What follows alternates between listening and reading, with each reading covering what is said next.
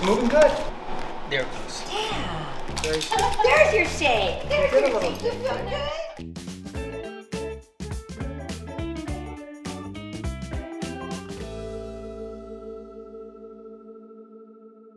good? Here we are at Sniff N Seek on the Upper East Side of New York City. We have Jenny Carragher here, who's the owner of this really cool business.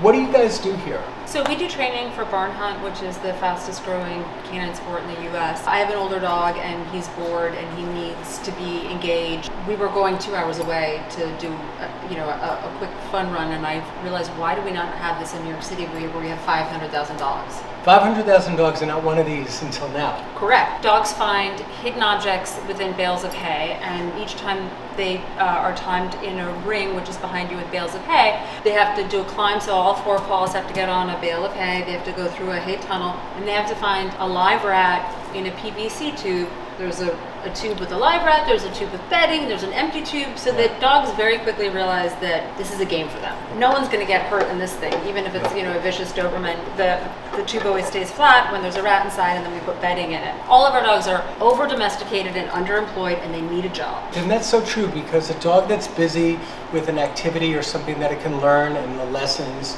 it will have less anxiety, less nervousness, and just a healthier mentally and physically. The dog will have that whole body-mind connection. One thing that people underestimate is how important a dog's nose is to its brain. So if you were to take the epithelial lining of its nose and spread it out, it would cover its entire body 5 times.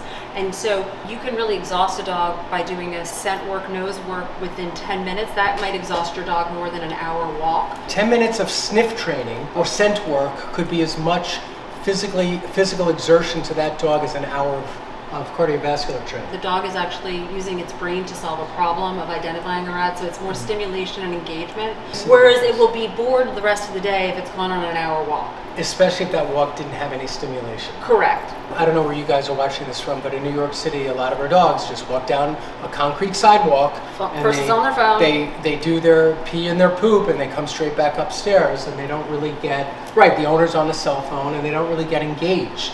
So they're just doing the ritual of walking down the block, taking a pee, and coming back. This is much different.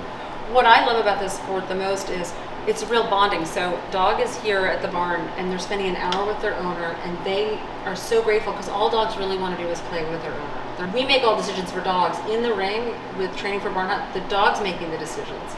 And that's what's remarkable, because the owner has to watch the dog and see what the indication is versus all day long your dog just watches you. We kind of flip everything upside down. They develop a sense of mastery and accomplishment because they realize that they can find the rat. Okay, we're going to put this below so everybody can see it, and we're also going to put it in the description box so you can find it there. Really good luck with this. This is a great adventure. We want to see everybody, and we want your dog to be happy. Your dog will thank you. I am delighted to have Hank here today, and this is Emily, Hank's mom. Hi. And an owner, I guess, right? Yeah. More mom than owner. Mom. She was rescued from Puerto Rico during a hurricane, brought to the States. Yeah, I heard there are a lot of dogs had her came litter over. at a shelter, so I got him when he was 3 months old. So all of his issues come from me. But I did the DNA, whatever, and it was like Lab, German Shepherd, American Bully, Husky, 29% Super Mutt, and 100% Hank. Hank, well, he's Hank. This is what makes Hank up. Yeah. He's really a cool dog. I love his personality. He's a crazy little boy. So I'm going to just do a wellness checkup on him. I always like to ask consent. That's what I do. Yeah. Hank, could I work with you today? Think about it. Check in with mom. All right, so I'm going to start checking you, okay, Hank? Yeah. See, he's a little stiff going up. Do you see that?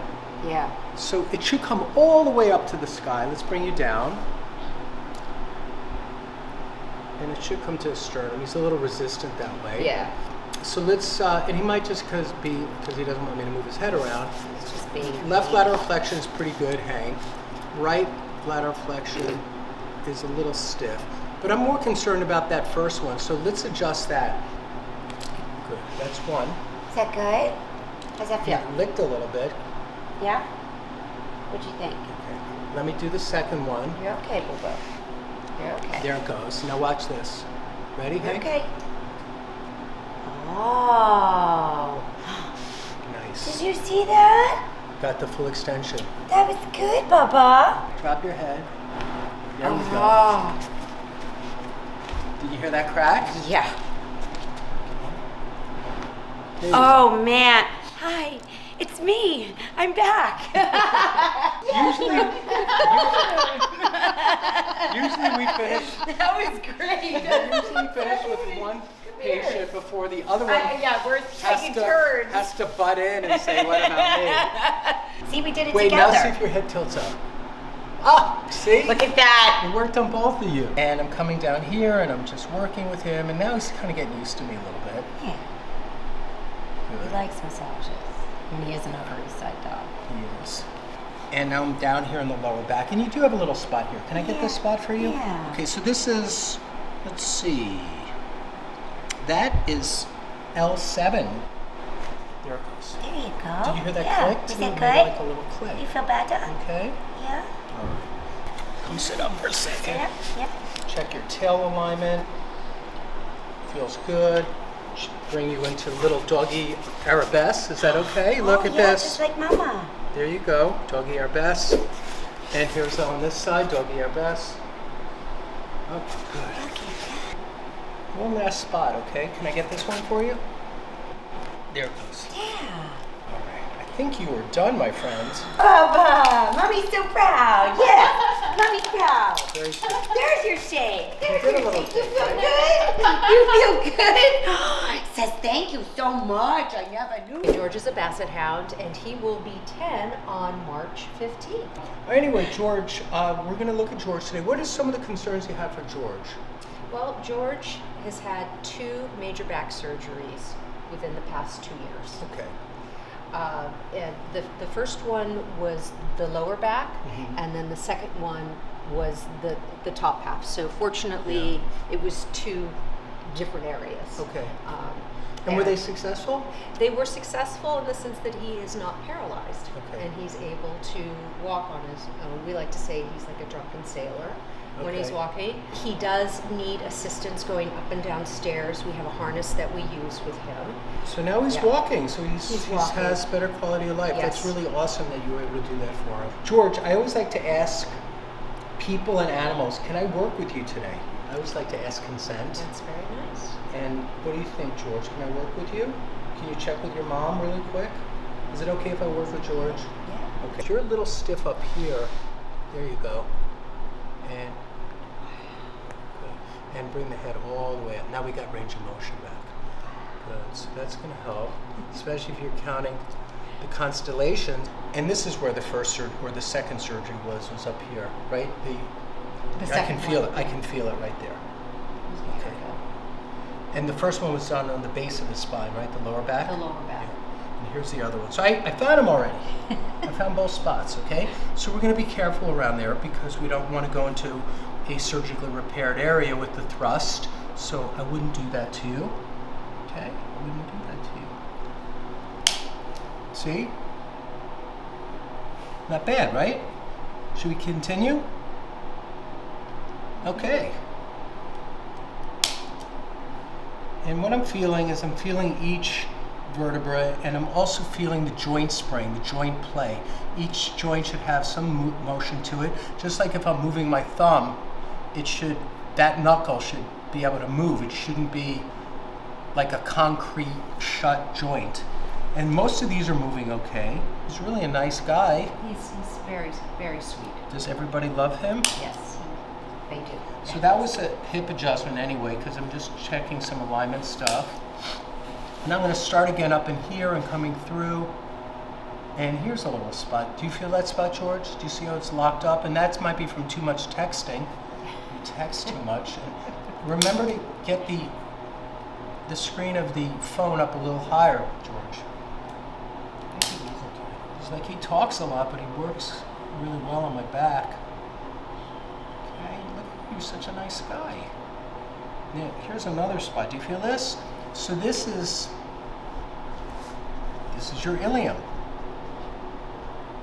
And your ilium is posterior, inferior on the right. So I'm going to do a little adjustment to correct that. And coming and checking your ribs next. They feel good. Got some little love handles, but that's cute. We love that. He's got a little bit of a dad bod. He does. So let's just see. Check your paws. Checking your limbs. Okay. He's letting me have all this. Oh, right there. That's good. Okay, I'm checking underneath, checking through his chest and his rib cage up here. I like what I'm feeling, George. I think you still have 2 more spots. Got it. How does that feel, George? Let's check range of motion one more time. All the way up. Nice to look at you that way. And let's check it this way. Nice. And nice. George, you're good to go. You want to walk a little bit for us? Oh, he's moving good. Yes, he is. There you go. There you go. What do you think? That's what we like to see, is that shakeout. And I'm here at Sniff N Seek, here on the Upper East Side of New York City. And this is a great place for a dog to just get a workout. They have a task to do, they have an obstacle course to run. It takes under 10 minutes, and it gives them a chance to do what dogs are meant to do, which is have a job. And how do you say it, Jenny? Because I can just repeat it. Over-domesticated and underemployed. Yeah, because most dogs we know are, what's it again? Over-domesticated and underemployed. Yeah, because most dogs that I know are over-domesticated and underemployed. So this gives them a chance to get back to work and do what they're meant to do, which is earn a living. There it goes. Yeah. Very good. There's your shake. You There's did a your little shake. You shake, feel right? good?